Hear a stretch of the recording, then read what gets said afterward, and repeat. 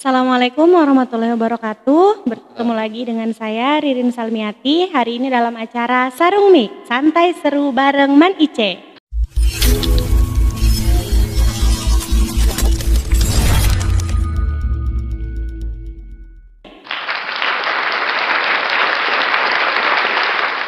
Nah, untuk Sarung Mik edisi kali ini kita akan membahas tentang Tahun Baru Islam 1443 Hijriah, yaitu bulan yang pertama yakni bulan Muharram. Hari ini kita bersama narasumber kita yang bernama Ustadz Nasruddin Atho LC MPD.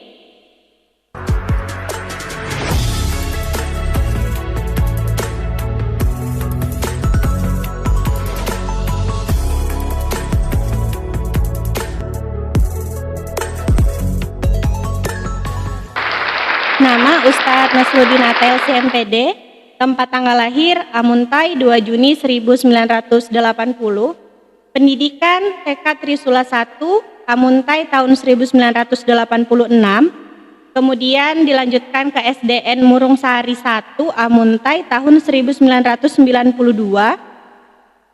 selanjutnya MTSN Pondok Pesantren Al-Falah Banjarbaru tahun 1996, kemudian MAKN Martapura 1999, kemudian dilanjutkan ke S1 Fakultas Bahasa Arab Universitas Al-Azhar Mesir tahun 2004, dan pendidikan terakhir beliau adalah S2 Manajemen Pendidikan Islam di UI Antasari Banjarmasin tahun 2017. Untuk pengalaman kerja beliau, dosen STIQ Amuntai, kemudian Kepala MI Darul Azhar Batu Licin, Kepala MTS Babu Salam Tanah Grogot, kemudian pengasuh Pondok Pesantren Babu Salam Tanah Grogot, dan dosen Sekolah Tinggi Ilmu Tarbiyah Ibnu Rushd Tanah Grogot. Pengalaman organisasi beliau adalah sebagai Wakil Ketua OSIS Mandua Martapura, Ketua Keluarga Mahasiswa Kalimantan Mesir KMKM, dan Ketua LDNU PCNU Pasir. Istri beliau bernama Ustazah Elis Suryada LC. Anak beliau ada 3 orang. Yang pertama Dea Sabila, kemudian Naira Elia, dan Ayeda Huda Janata. Nah, kita akan memulai pertanyaan pertama ya Ustadz. Jadi menurut Ustadz, apa sih makna Tahun Baru Islam itu Ustadz? Bismillahirrahmanirrahim. Bismillah wassalatu wassalamu ala rasulillah wa ala alihi wa sahbihi wa man.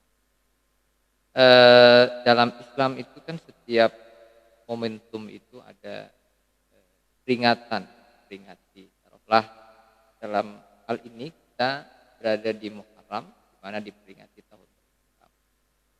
Dan tentunya setiap peringatan itu tidak kosong, pasti ada tujuan yang diinginkan, dan kaum muslimin diharapkan mampu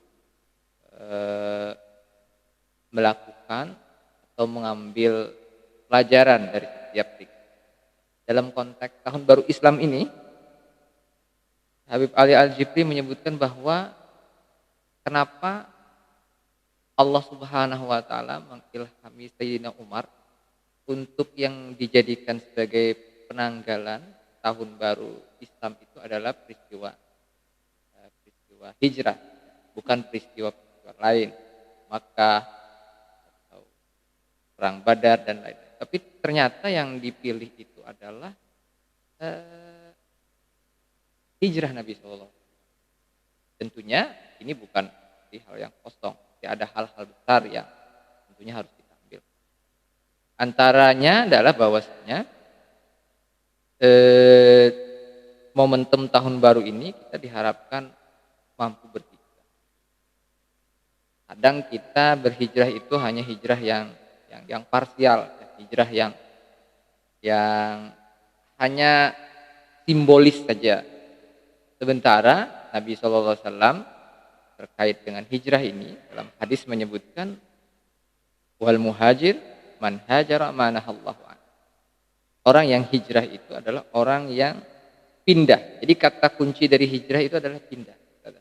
Dipindah dari sesuatu yang terlarang. Jadi kalau dia dalam hadis yang lain, minadzunubi wal khataya. Hijrah berpindah dari dosa dan kesalahan. Jadi momentum tahun baru ini diharapkan kita melakukan evaluasi atau internal asabah, sehingga umat Islam itu umat yang hidup. Jadi setiap peringatan itu diharapkan kita bisa mengambil pelajaran. Nah, tentunya terkait dengan esensi dari hijrah tadi, hijrah kita melakukan hal-hal yang baik, hal-hal positif, meninggalkan hal buruk. Tentunya kita diharapkan menjadi umat yang senantiasa melakukan evaluasi diri. Ini mungkin tahun baru dan kaitannya dengan Ini ada yang mau saya tanyakan, pertanyaan pribadi saya. Untuk bulan-bulan Islam itu sebenarnya sudah ada sebelum penanggalan Hijriyah atau memang setelah Hijriyah baru ditentukan, ada Muharram, ada Safar, Rabiul Awal dan seterusnya sampai Zulhijjah? Allah alam. Tapi sebelumnya Arab itu biasa melakukan penanggalan itu terkait dengan peristiwa yang terjadi, penting yang terjadi. Taruhlah misalnya ada tahun gajah Iya. ketika Nabi SAW lahir. Nah, itu kan momentumnya adalah bagaimana tentara Abraha itu ingin menyerang Ka'bah. Nah, maka tahun itu disebut sebagai tahun gajah. Taruh juga Nabi SAW ketika disebut sebagai ada tahun Amul Huzn, tahun duka cita, yang melatar belakangi peristiwa Isra Mi'raj. Jadi Nabi dihadapkan pada ujian yang luar biasa, istri, kemudian paman, kemudian boykot dari intimidasi dari Quraisy. Nah, inilah yang kemudian ada pelajaran sebenarnya dari setiap, misalnya takutlah dengan misalnya Amul Huzn. Apa yang terjadi saat itu ketika Nabi dihadapkan pada masalah, Nabi oleh Allah Subhanahu wa taala diperjalankan dalam momentum Isra Mi'raj. Ini di bulan Rajab nanti. Apa pelajaran dari situ? Bahwasanya ketika kita dihadapkan pada masalah, maka kita melakukan mi'raj. As-shalah mi'rajul mu'min. Maka kita salat. Dan ini ditegaskan Nabi, idza hazabahu amrun fazi'a ila. Nabi ketika dihadapkan pada masalah, maka beliau melakukan salat. Jadi momentum-momentum ini harus kita tarik. Misalnya taruhlah terkait dengan tahun baru ini, maka saatnya kita melakukan, karena kan kita nih biasanya lupa ingat. Ya. Lupanya 2 kali, lupa ingat, bukan ingat lupa. Nah, makanya perlu diingatkan. Fadzakir inna fa'atit. Kemudian dalam Islam ada peristiwa-peristiwa penting apa yang terjadi pada bulan Muharram ini khususnya, Ustaz? Dalam Muharram ada 10 haram ya. Dan tentunya di Muharram ini termasuk Ashhurul Hurum, di mana di bulan-bulan yang diharamkan, ya, berperang itu diharamkan. Jadi Islam itu sangat memperhatikan etik, ya. Misalnya dalam bahkan aturan rule itu sangat diatur. Misalnya dalam berperang itu di bulan Muharram ini masuk bulan yang diharamkan, dilarang. Nah, ini aturan-aturan ini seharusnya menginspirasi kita bahwasanya Islam itu adalah agama yang madani, yang dekat dengan aturan-aturan, sehingga kita pun sebagaimana adalah manusia yang memang disiplin, manusia yang teratur, manusia yang diharapkan bisa sebagai manusia yang taat aturan. Kemudian kan di Muharram ini kita disunahkan berpuasa Asyura, ya Ustaz, ya. Kemudian apakah ada amalan-amalan lain yang memang disunahkan untuk Muharram selain puasa Asyura itu? Secara umum ya, momentum ini kita memperbanyak ibadah. Bahwa kita secara umum ya, secara khusus kan amalan-amalan seperti yang ya berbeda di masing-masing masing-masing bulan, ya. Dan tentunya di setiap kesempatan kita diharapkan meningkatkan. Makanya dalam Islam itu ada ibadah yang istilahnya harian, itu sholat 5 waktu, sholawat khams. Jadi kita misalnya sederhananya dari sholat subuh, nanti menjelang zuhur ini kan banyak hal yang kita lakukan. Nah kemudian kita diingatkan lagi, ini lapor nih, biasanya kan laporan dulu nih dengan Allah. Nanti zuhur selesai, nanti banyak hal dilakukan yang kurang mungkin berkenan. Nah nanti lapor lagi. Itu yang sifatnya harian ya. Ada yang mingguan, Jumat, Jumat ila Jumat. Ada yang tahunan, yaitu Ramadan. Ramadan. Jadi bulan Ramadan itu kita sebulan untuk apa? Training. Untuk apa? Untuk membekali diri menghadapi 11 bulan kemudian. Nah, jadi ada yang sekali seumur hidup, yaitu haji. Jadi sebenarnya itu kita semua itu diharapkan agar kita bisa kembali kepada Allah. Nah, filosofinya adalah tawaf. Keliling, keliling, keliling, nanti Hajar Aswad. Keliling, tetap berputar-putar tetapi tetap kembali kepada Allah. Kemudian pertanyaan kedua, ini dari sisi... Oh ini banyak pertanyaannya nih, banyak. Oh iya, tadi Oke, kan siap. pertanyaan saya aja. Pertanyaan kedua ini, Ustadz kan dulu kuliahnya di Mesir nggak Ustadz ya? Oke. Kemudian apakah ada perbedaan perayaan Muharram di Mesir dengan di Indonesia Ustadz? Oh, Sama di Tanah Grogot. oh, apa ya? Saya di Mesir tahun 2099 sampai 2004 ya, ya. Itu S1-nya. Yang enggak S1-nya 2000. Oh, ada lanjut Ya, lagi lanjutannya. ya. Tapi enggak selesai ya, karena sempat keluarga juga. Eh saya coba mengingat ya. Seingat saya paling ada kegiatan ya, semisal kita berkumpul di Masjid Sayyidina Husain, ada semacam tausiah, dan biasanya di sana itu tidak ada makan-makan. Kalau tempat kita kan biasanya kalau acara tuh yang dipikir makan.